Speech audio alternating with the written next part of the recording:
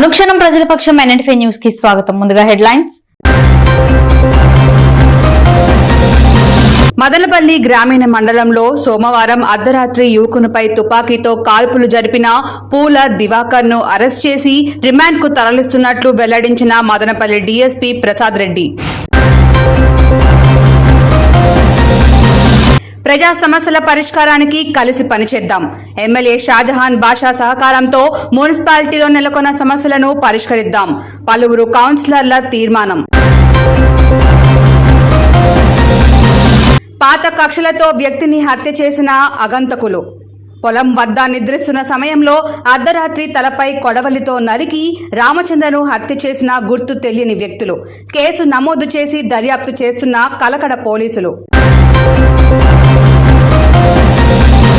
Bank ను మోసం చేసి 40 కోట్ల రూపాయలు కాజేసిన కేసులో కాంగ్రెస్ పార్టీ రాజంపేట పార్లమెంట్ అభ్యర్థిగా పోటీ చేసిన ఎస్కే బషీద్ ను అరెస్టు చేసిన ముంబై పోలీసులు.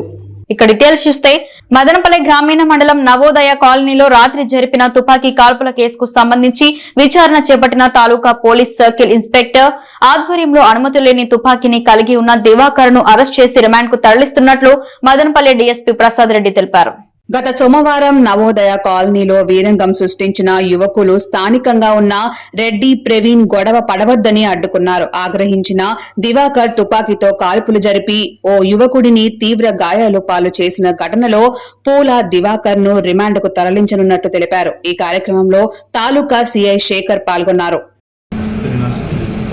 ఈ నెల 28/7/2024 తేదీ రాత్రి సుమారు 10:30 గంటల సమయంలో వలసపల్లి పంచాయతీ నవోదయ కాలనీ వద్ద దివాకర్ అనే వ్యక్తి రెడ్డి ప్రవీణ్ తుపాకీతో కాల్చాడనే విషయంలో మనకు ఫిర్యాదు ఇవ్వడం జరిగింది మదనపల్లి తాలూకా పోలీస్ స్టేషన్లో.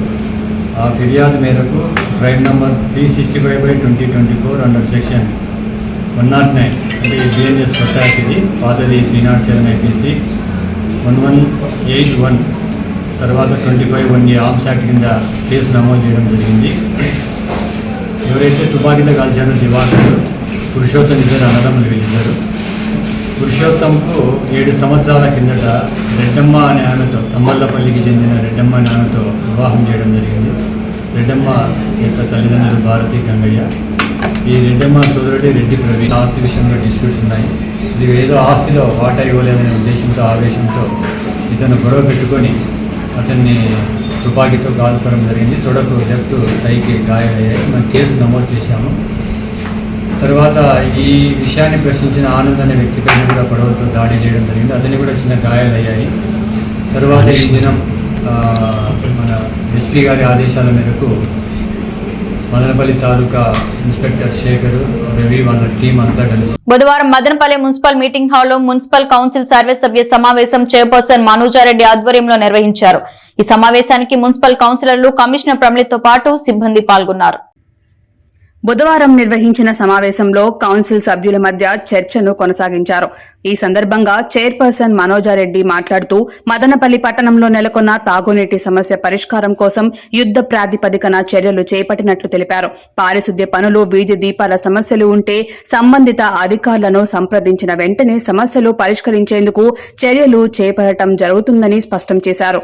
కౌన్సిలర్లు, చైర్పర్సన్ మున్సిపల్ అధికారుల దృష్టికి సమస్యలు తీసుకువచ్చినా వెంటనే పరిష్కరించేందుకు చొరవ చూపడం జరుగుతుందని కమిషనర్ పేర్కొన్నారు. కౌన్సిలర్లు, చైర్పర్సన్ కలిసి సమస్యల పరిష్కారానికి పనిచేసేందుకు చర్యలు చేపడతామని హామీ ఇచ్చారు. ఈ కార్యక్రమంలో కౌన్సిలర్లు తులసి రామకృష్ణ, ప్రసాద్ బాబు, బేబీ, వెల్కమ్ శేఖర్, శ్రీనివాసులు, ఎస్వి రమణ, రామకృష్ణారెడ్డి, మొబీనా, మున్సిపల్ కార్యాలయ సిబ్బంది పాల్గొన్నారు.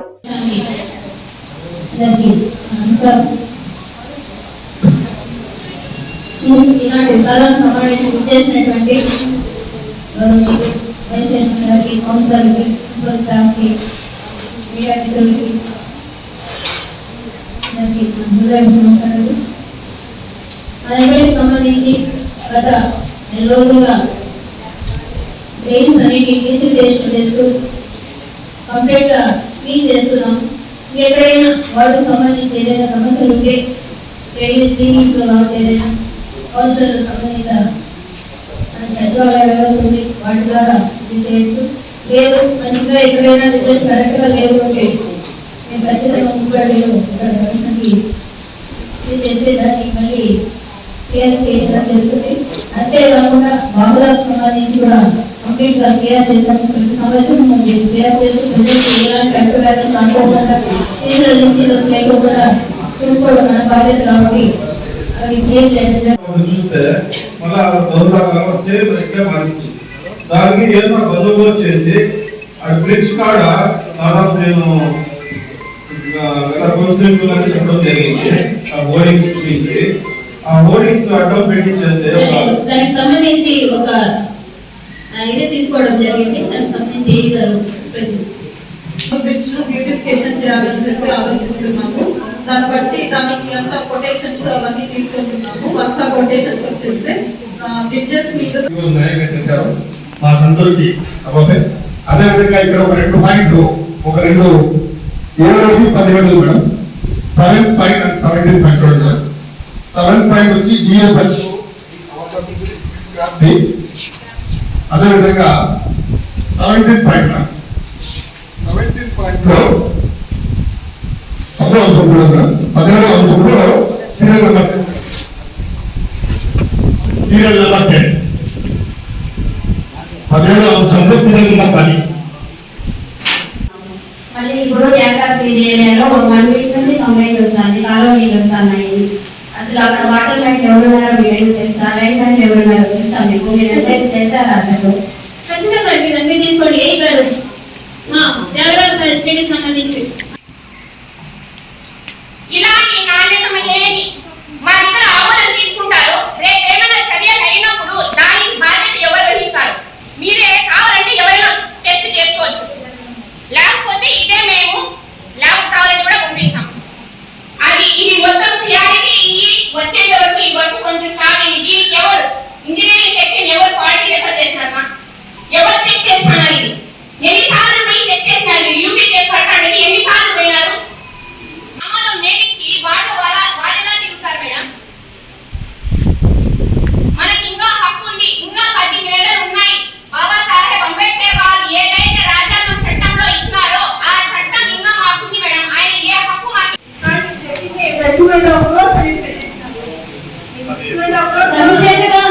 ఫండ్ ఉంది. మనకి ఏది కావాలన్నా కూడా ఏమైందంటే ఇది చాలా ప్రాబ్లం లేదు. చాలా సంవత్సరాలు రేంజ్ చేసుకోవడం వల్ల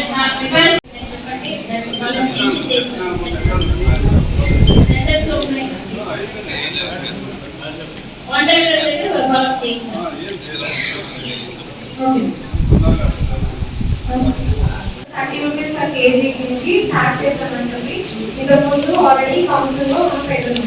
అది అయిపోయిన తర్వాత మనం నోటిఫికేషన్ పేపర్ నోటిఫికేషన్ ఇచ్చిన తర్వాత ఆప్షన్ కి వచ్చి ఆ 30 రూపీస్ నుంచి ఆప్షన్ చేయడం జరిగింది. అందులో ముందు పార్టిసిపేట్ చేశాము. 37 రూపీస్ పర్ కేజీ వాడి తీసుకున్నాము. అది ఇప్పుడు కౌన్సిల్ అప్రూవల్ కోసం పెట్టాము. మనకు స్వచ్ఛంగా కూడా రిజల్ట్ పంపడం జరిగింది. 2021లో మార్నింగ్ లో చేసేసి కనుక్కోవడం జరిగింది. దీనికి జరుగుతుంది స్వచ్ఛంగా కాబట్టి స్వచ్ఛంగాకి రిజల్ట్ పెట్టడం జరిగింది. ఇన్సూరెన్స్ వాళ్ళు వచ్చి మొత్తం వెహికల్ అంతా చెక్ చేసి ఇంకా ఇది స్క్రాపింగ్ వాడుకోవాలి అని చెప్పి వాళ్ళు ధృవీకరించిన తర్వాతనే మనం కలకడ మండలం కదిరి చెరువు పంచాయతీ వడ్డిపల్లి వద్ద ఉసిరికాయల సిద్ధలింగం కుమారుడు రామచంద్రను రాత్రి 1 గంట ప్రాంతంలో పొలం వద్ద నిద్రిస్తున్న సమయంలో అగంతకులు తలపై కొడవలితో నరికి చంపడంతో రామచంద్ర అక్కడికక్కడే మృతి చెందాడు. పశువుల వ్యాపారం చేస్తూ జీవనం సాగించే రామచంద్ర జైలు జీవితం గడిపి ఈ మధ్యనే స్వగ్రామానికి విచ్చేసినట్లు స్థానికులు చెప్పారు. హత్యకు పాత కక్షలే కారణమా తెలియాల్సి ఉంది. సంఘటనపై కలకడ పోలీసులు కేసు నమోదు చేసి దర్యాప్తు చేస్తున్నట్లు తెలిపారు.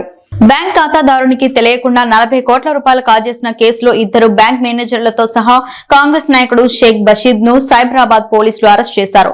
బషీద్ ఆంధ్రప్రదేశ్ లో కాంగ్రెస్ తరఫున రాజంపేట ఎంపీ అభ్యర్థిగా పోటీ చేశారని సైబరాబాద్ ఆర్థిక నేరాల నియంత్రణ విభాగం డీసీపీ కె ప్రసాద్ తెలిపారు. కేసు పూర్తి వివరాలివి. ముంబైలోని నారిమన్ పాయింట్లోని ఇండస్ ఇన్ బ్యాంక్ లో Aditya Birla housing finance limited ఖాతా ఉంది. బ్యాంక్ అంతర్గత ఆడిట్ లో భాగంగా జూలై 12న ఈ ఖాతా నుంచి శంషాబాద్ లోని ఇండస్ ఇన్ బ్యాంక్ కు 15 కోట్లు 25 కోట్లుగా 2 విడతల్లో 40 కోట్ల నగదు బదిలీ అయినట్లు బ్యాంక్ అధికారులు గుర్తించారు. ముంబైలోని ప్రధాన కార్యాలయం అనుమతి లేకుండా అనధికారికంగా ఈ నగదు బదిలీ జరిగినట్లు తేలడంతో జోనల్ హెడ్ అప్రమత్తంగా చేశారు.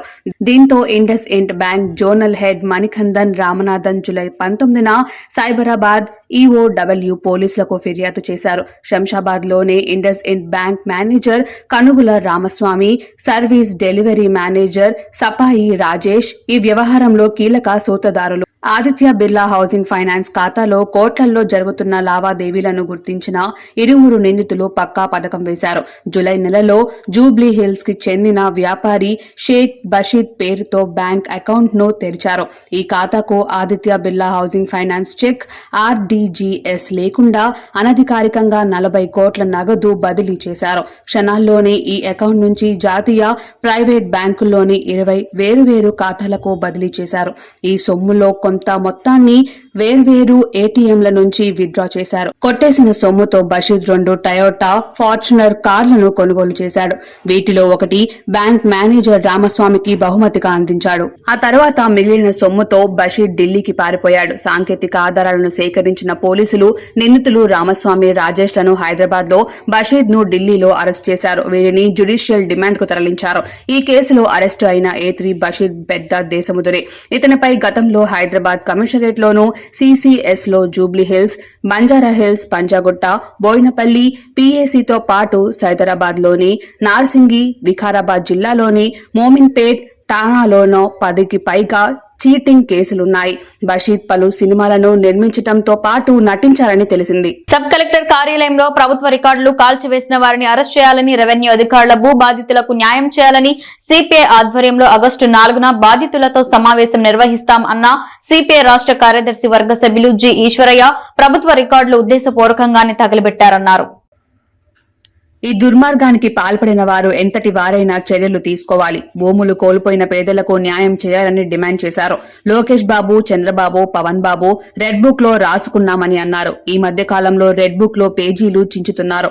అక్టోబర్ 4న సిపిఐ రెడ్ బుక్ లో చింపిన పేజీలు అతికించబోతోంది. భూ బాధితులు అందరూ అక్టోబర్ 4న రావాలని, వారికి సిపిఐ అండగా ఉండి పోరాటం చేస్తుందన్నారు. లేదంటే మా ఆస్తులు కోల్పోయినాం, మాకు చదువు సంధ్యారాక మా ఆస్తులు వేరే వాళ్ళ పేర్లతోనో లేదంటే వేరే వాళ్ళు రిజిస్ట్రేషన్ చేసుకున్నారు అనేటువంటి వాటిపైన అసలు ఈ రాష్ట్రంలో ఉన్నటువంటి సిఎస్ సిసోడియా గారికి అర్జీలు ఇవ్వడం జరిగింది.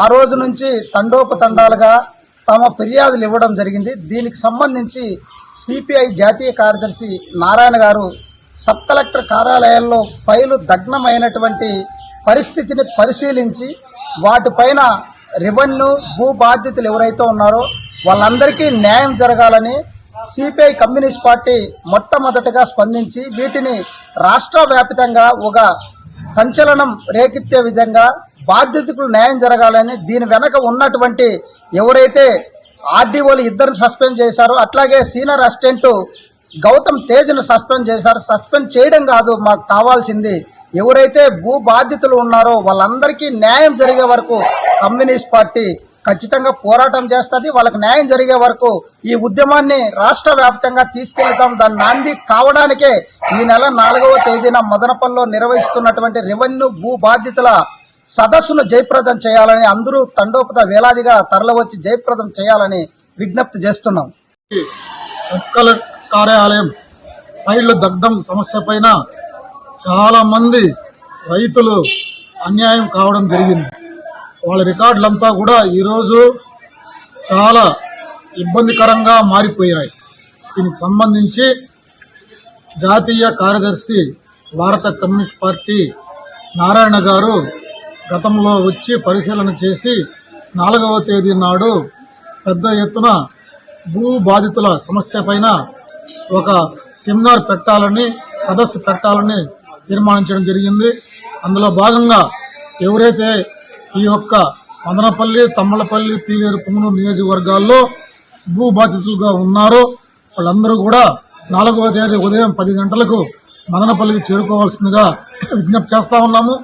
ఆ విధంగా భూ బాధితులంతా ఒకటే ఐక్యమత్యమై మనం పోరాటం చేయకుండా ఉంటే మనం తీవ్రంగా నష్టపోతామని భారత కమ్యూనిస్ట్ పార్టీ తరఫున మీకు అందరూ విజ్ఞప్తి చేస్తా ఉన్నాను. ఎంతటి వాడైనా ఏ అధికారి ఏ స్థాయిలో ఉన్నా కూడా వారిని శిక్షించడానికి కావాల్సినటువంటి ఒక పోరాట కార్యక్రమాన్ని అదేవిధంగా న్యాయపరమైనటువంటి అంశాలను ఇక్కడ చర్చించడానికి వేదిక కాబోతోంది. కాబట్టి భూ బాధితులందరూ కూడా 4వ తారీఖు హాజరు కావాలని, ఎవరు కూడా భయభ్రాంతులకు గురి కావద్దని చెప్పేసి విజ్ఞప్తి చేస్తున్నాం. రాష్ట్ర ప్రభుత్వం కూడా ఇప్పటికి 10 రోజులు పైన గడుస్తూ ఉన్నప్పటికీ ఇంకా తవ్వుతా ఉన్నాం, కొండను తవ్వుతా ఉన్నాం అని చెప్పేసి చిట్టెలుకలను పట్టుకొని వాటిని చంపేస్తున్నాం అని చెప్పి చెప్తా ఉన్నారు.